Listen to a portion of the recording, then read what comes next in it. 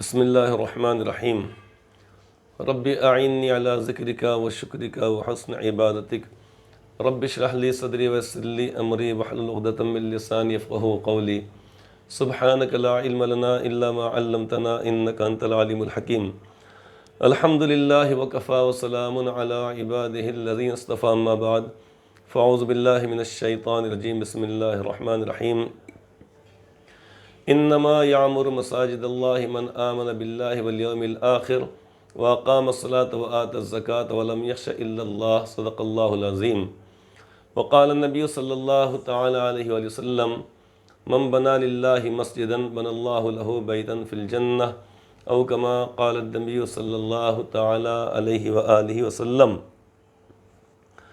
محترم حضرات، اللہ رب العزت کی عبادت، اللہ تبارک و تعالیٰ کی بندگی جو کی جاتی ہے تو اس کو اللہ تبارک و تعالیٰ نے اپنے بندوں پر لازم فرمایا، فرض کا درجہ ہے اس کا، جیسے کہ نماز، روزہ، زکوٰۃ، حج وغیرہ۔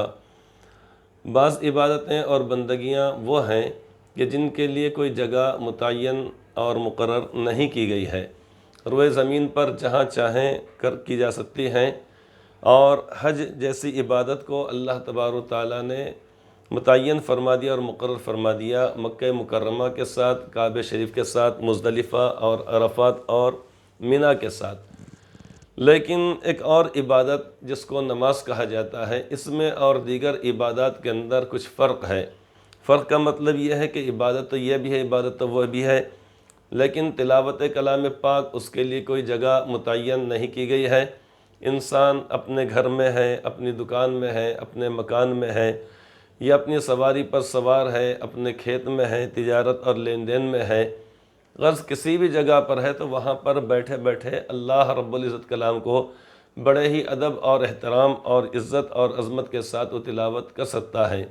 ایسے ہی اللہ رب العزت کے ذکر کے لیے یہ توبہ اور استغفار اور دعا کے لیے کوئی جگہ متعین نہیں کی گئی ہے، انسان کہیں پر بھی یہ کر سکتا ہے۔ لیکن اللہ رب العزت نے جو عظیم الشان عبادت اپنے بندوں پر لازم فرمائی اور جس کے احکامات یا جس کی فرضیت کو اللہ تبارک و تعالیٰ نے زمین پر نازل نہیں فرمایا، بلکہ اپنے پیارے نبی صلی اللہ علیہ وسلم کو آسمان کی بلندیوں پر بلا کر عرش پر وہاں پر اللہ رب العزت نے آپ کے توسط سے قیامت تک کے آنے والی امت کو یا ایمان والوں کو اللہ رب العزت نے یہ چیز عطا فرمائی جس کو نماز کہا جاتا ہے۔ یعنی ہم جو نماز پڑھتے ہیں، فجر، ظہر، عصر، مغرب اور عشاء، یہ 5 نمازیں ہیں۔ ان 5 نمازوں کو اللہ تبارک و تعالیٰ نے قیامت تک کے آنے والے لوگوں کے اوپر فرض فرمایا، لیکن اس کے لیے اللہ تبارک و تعالیٰ نے حکم یہ فرمایا کہ اللہ تبارک و تعالیٰ کی اس عظیم الشان اور محترم بالشان عبادت کو ادا کرنے کے لیے اپنے اپنے شہروں میں، اپنی بستیوں میں، اپنے اپنے مقامات پر یا اپنے اپنے محلوں کے اندر کوئی جگہ متعین کر دی جائے جہاں پر کہ اہل ایمان جمع ہوں، محلے کے لوگ، یا وہ بستی اگر چھوٹی اگر ہے اس بستی کے لوگ وہاں پر جمع ہوں، فجر، ظہر، عصر، مغرب، عشاء، ان 5 اوقات میں وہاں پر جمع ہوں اور ایک امام کے پیچھے وہ نماز کو ادا کریں، یعنی اجتماعی طور پر ادا کرنے کا حکم دیا گیا ہے۔ روزے کو اجتماعی طور پر ادا کرنے کا حکم نہیں دیا گیا، بلکہ ہر شخص تنہا تنہا جہاں چاہے روزہ رکھ لے سکتا ہے، ان شرائط کی پابندی کرتے ہوئے۔ زکوٰۃ کے لیے بھی حکم نہیں دیا گیا ہے کہ سارے لوگ اکٹھا ہوں، جمع ہوں اور زکوٰۃ ادا کریں۔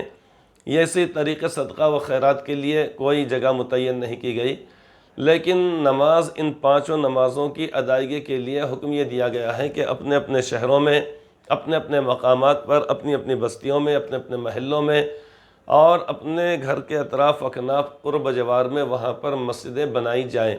مسجد کے معنی آتے ہیں سجدہ گاہ، یعنی سجدہ کرنے کی جگہ۔ ویسے تو اللہ تبارک و تعالیٰ نے ایمان والوں کے لیے پوری زمین کو سجدہ گاہ بنا دیا، جیسا کہ احادیث پاک میں فرمایا گیا ہے کہ آپ کو اللہ تبارک و تعالیٰ نے بعض ان خصوصیات سے نوازا جو پہلی امت کو یا پہلے نبیوں کو نہیں دی گئی۔ وہ خصوصیات انہی میں سے ایک یہ ہے کہ آپ فرماتے ہیں وَجُعِلَتْ لِلْأَرْضُ كُلُّهَا مَسْجِدًا وَطَهُورًا، او کما قال صلی اللہ علیہ وسلم، کہ میرے لیے ساری کی ساری زمین کو سجدہ گاہ بنا دیا گیا اور پاکیزگی حاصل کرنے کا ذریعہ۔ مطلب یہ ہے کہ اگر انسان کو اگر وضو کرنے کی نوبت آئے یا اسی طریقے سے غسل کی حاجت اگر ہو جائے اور پانی اس کو اگر نہ ملے، تو اس صورت میں وضو یا غسل کا بدل بتلایا گیا جس کو تیمم کہا جاتا ہے۔ اس کو انشاءاللہ تعالیٰ اپنے موقع پر وہ احکامات اور مسائل کے ساتھ بیان کیا جائے گا۔ تو ایک خصوصیت آپ کی یہ ہے۔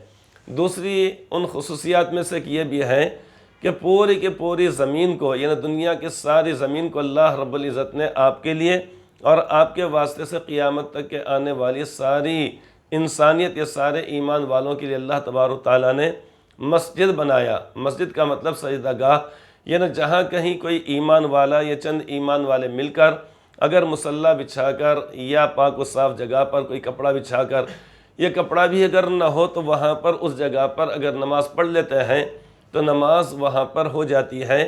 البتہ یہ ہے کہ جگہ وہ حلال اور جائز پیسوں سے خریدی ہوئی ہو، حرام اور غصب کی نہ ہو، کسی کی زمین پر زبردستی یا جبری طور پر نماز وغیرہ پڑھنے سے منع بھی کیا گیا ہے۔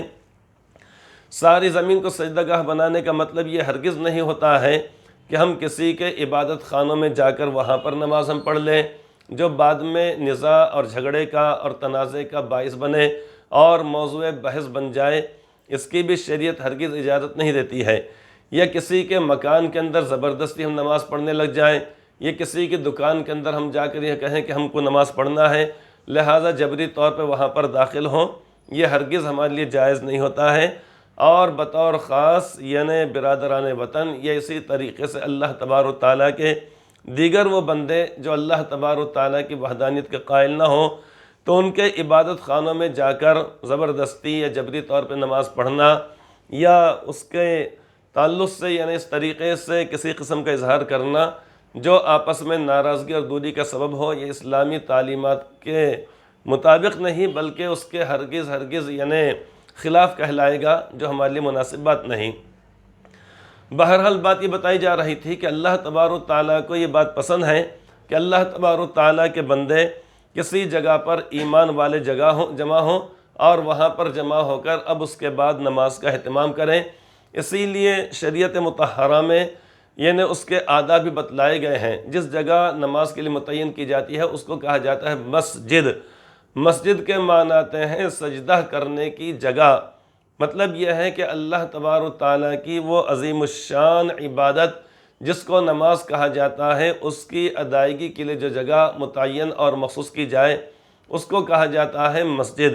اور اللہ تبارک و تعالیٰ کو دنیا بھر کی تمام جگہوں میں یا کسی بھی مقام یا کسی شہر کسی بستی کے تمام جگہوں میں اب وہاں پر کھیل کا میدان بھی ہوگا، وہاں پر دواخانہ بھی ہوگا، وہاں پر بازار بھی ہوگا، وہاں پر آبادیاں بھی ہوں گی۔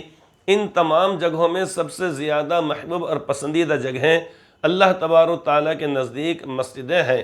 حدیث پاک میں آتا فرماتے ہیں احب البلاد الی اللہ مساجدها وابغض البلاد الی اللہ اسواقها او کما قال النبی صلی اللہ تعالی علیہ وآلہ وسلم۔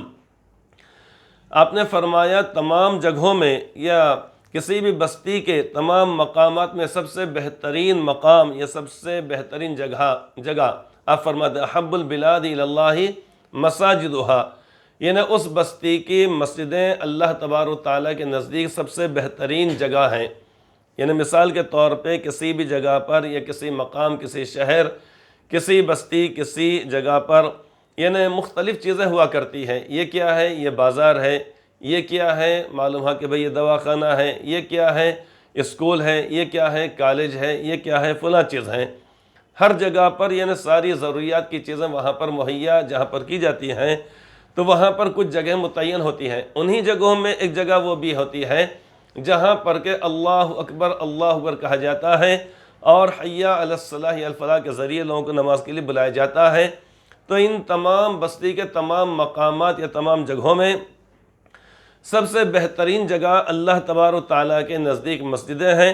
لہٰذا مسجدوں کا احترام اور اس کی عظمت اور اس کے ساتھ حرمت کا معاملہ کرنے کا اللہ تبارک و تعالیٰ نے حکم فرمایا ہے، اس سے متعلق دیگر باتیں انشاءاللہ تعالیٰ دوسری مجلس کے اندر بیان کی جائیں گی۔ اللہ تبارک و تعالیٰ ہم سب کو مساجد کو قائم کرنے اور اس کو آباد کرنے کی توفیق عطا فرمائے، آمین ثم آمین۔